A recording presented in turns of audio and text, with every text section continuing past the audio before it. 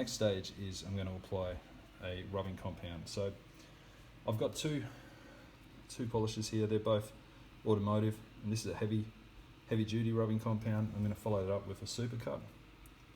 I've cut myself 4 clean rags. One obviously to apply the heavy grit, and one to polish out. And I'm just simply applying to the guitar like so. I'm working this pretty hard into the surface. I'm just going to work on half the guitar at a time, just so you can see the difference.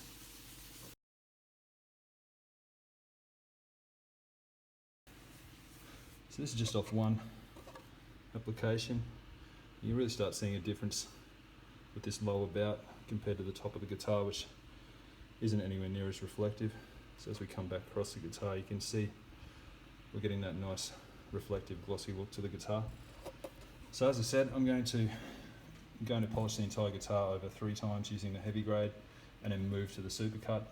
I'll bring the camera back then and we'll have a look at our work.